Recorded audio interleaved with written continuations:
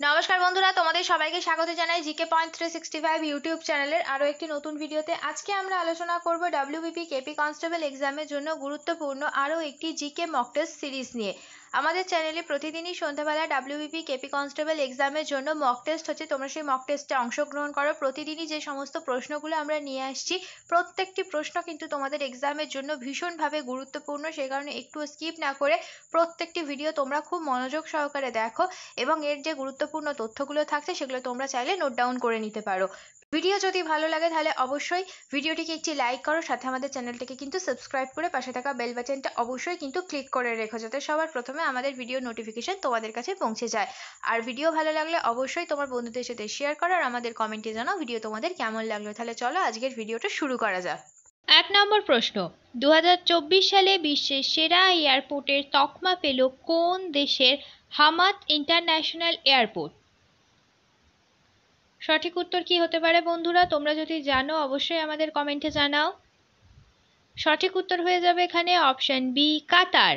পরের প্রশ্ন দেখি, সম্প্রতি আর্যভট্ট অ্যাওয়ার্ড পেলেন কে? খুব ইম্পর্ট্যান্ট একটি প্রশ্ন, কারেন্ট অ্যাফেয়ার্স টপিকের মধ্য থেকে এই প্রশ্নটি। সঠিক উত্তর কি হবে বন্ধুরা? সঠিক উত্তর হয়ে যাবে অপশন ডি, পাভুলুরি সুব্বা রাও।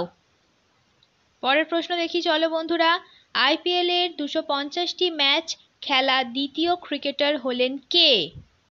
আইপিএল এ 250টি ম্যাচ খেলার প্রথম স্থানে রয়েছেন মহেন্দ্র সিং ধোনি, আর দ্বিতীয় স্থান অধিকারী ব্যক্তি হলেন রোহিত শর্মা। অপশন এ হয়ে যাবে সঠিক উত্তর।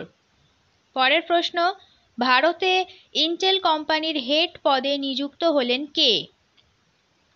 খুবই ইম্পর্ট্যান্ট আরও একটি প্রশ্ন। সঠিক উত্তর কি হয়ে যাবে? সঠিক উত্তর হয়ে যাবে অপশন ডি, সন্তোষ বিশ্বনাথন। পরবর্তী প্রশ্ন, সেলসিয়াস এবং ফারেনহাইট স্কেলে সমান পাঠ পাওয়া যাবে কখন? নিচের চারটি অপশনের মধ্যে কখন সেলসিয়াস এবং ফারেনহাইট স্কেলে সমান পাঠ পাবে তোমাদের বলতে হবে বন্ধুরা। সঠিক উত্তর হয়ে যাবে অপশন ডি, -40 ডিগ্রি উষ্ণতায় সেলসিয়াস এবং ফারেনহাইট স্কেলে সমান পাঠ কিন্তু পাওয়া যাবে। পরের প্রশ্ন, নগরহোল জাতীয় উদ্যানটি ভারতের কোন রাজ্যে অবস্থিত? নগরহোল জাতীয় উদ্যান এটি ভারতের কোন রাজ্যে অবস্থিত তোমাদের বলতে হবে। সঠিক উত্তর হয়ে যাবে অপশন সি, কর্ণাটক রাজ্যে অবস্থিত নগরহোল জাতীয় উদ্যান। এবার আমরা কিছু গুরুত্বপূর্ণ জাতীয় উদ্যান কোন রাজ্যে অবস্থিত সেই সম্পর্কিত এই গুরুত্বপূর্ণ তথ্যটা দেখে নিই। নামদাফা জাতীয় উদ্যান আছে অরুণাচল প্রদেশে, পালাউমো জাতীয় উদ্যান আছে ঝাড়খণ্ডে, পেরিয়ার জাতীয় উদ্যান আছে কেরালায়, পান্না জাতীয় উদ্যান আছে মধ্যপ্রদেশে, শিমলিপাল জাতীয় উদ্যান আছে ওড়িশায়, টাডোবা জাতীয় উদ্যান আছে মহারাষ্ট্রে, গ্রেট হিমালয়ান জাতীয় উদ্যান আছে হিমাচল প্রদেশে, ইন্দ্রাবতী ন্যাশনাল পার্ক আছে ছত্তিশগড়ে, নন্দা দেবী ন্যাশনাল পার্ক আছে উত্তরাখণ্ডে। পরের প্রশ্ন দেখি চলো বন্ধুরা, সমবাহু ত্রিভুজের ভর কেন্দ্র কোথায় থাকে? নিচের চারটি অপশনের মধ্যে সঠিক উত্তর কি হতে পারে বন্ধুরা? সঠিক উত্তর হয়ে যাবে অপশন বি, মধ্যমাত্রায় ছেদ বিন্দুতে সমবাহু ত্রিভুজের ভরকেন্দ্র থাকে। পরের প্রশ্ন দেখি, ভারতীয় জাতীয় কংগ্রেসের প্রথম অধিবেশনে কে সভাপতিত্ব করেন? খুবই ইম্পর্ট্যান্ট আরও একটি প্রশ্ন, ভারতের জাতীয় কংগ্রেসের প্রথম অধিবেশন কবে হয়েছিল?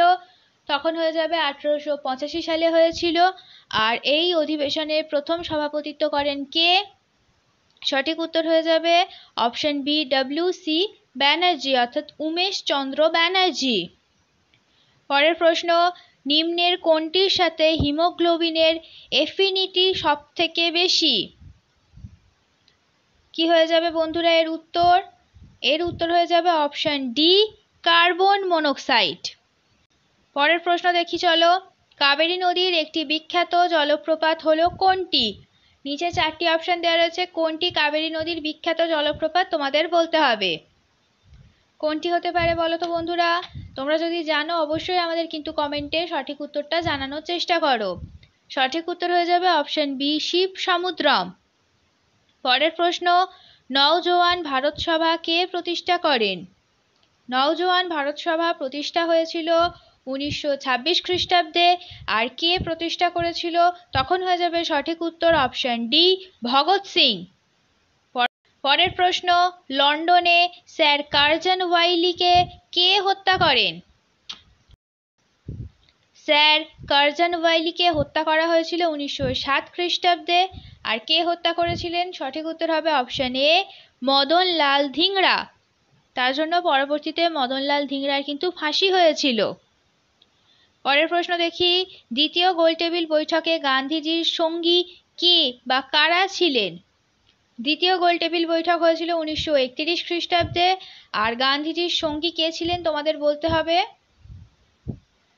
সঠিক উত্তর হয়ে যাবে অপশন ডি, সরোজিনী নাইডু ও মদন মোহন মালব্য। এই দুজনেই ছিলেন কিন্তু দ্বিতীয় গোলটেবিল বৈঠকে গান্ধীজির সঙ্গী। পরের প্রশ্ন, 1908 সালে কে মুসলিম লীগের চিরস্থায়ী সভাপতি নির্বাচিত হন? সঠিক উত্তর কি হয়ে যাবে বন্ধুরা? সঠিক উত্তর হয়ে যাবে অপশন এ, আগা খান। পরের প্রশ্ন চলো দেখি, তরাইনের প্রথম যুদ্ধ কত খ্রিস্টাব্দে হয়েছিল? সঠিক উত্তর হয়ে যাবে অপশন এ, 1191 খ্রিস্টাব্দে হয়েছিল তরাইনের প্রথম যুদ্ধ। কার কার মধ্যে হয়েছিল? মোহাম্মদ ঘুরি আর পৃথ্বীরাজ চৌহানের মধ্যে হয়েছিল তরাইনের প্রথম যুদ্ধ।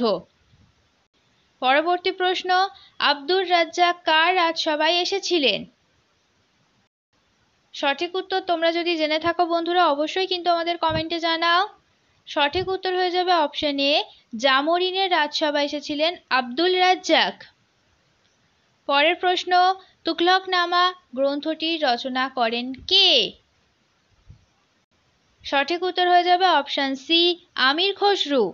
পরবর্তী প্রশ্ন, মহাবীর জৈনের মৃত্যু কোথায় হয়? সঠিক উত্তর হবে অপশন বি, পাওয়াপুরীতে মহাবীর জৈনের মৃত্যু হয়। পরবর্তী প্রশ্ন, পাঞ্জাবের কোন নদীর জলের নিচের মাটিতে প্রাচীন প্রস্তর যুগের মানুষের হাতিয়ার পাওয়া গেছে? সঠিক উত্তর কি হবে বন্ধুরা? সঠিক উত্তর হয়ে যাবে অপশন বি, সোহান নদীর জলের নিচে মাটিতে প্রাচীন প্রস্তর যুগের মানুষের হাতিয়ার পাওয়া গেছে। পরের প্রশ্ন, ভারতের সবথেকে বেশি জনবিরল রাজ্য কোনটি? সঠিক উত্তর হয়ে যাবে এখানে অপশন সি, সিকিম। পরবর্তী প্রশ্ন, কোন স্থানকে উড়িষ্যার কাশ্মীর বলা হয়? সঠিক উত্তর হয়ে যাবে অপশন ডি, দারিংবাড়িকে উড়িষ্যার কাশ্মীর বলা হয়। এটি একটি খুবই জনপ্রিয় পর্যটন স্থল।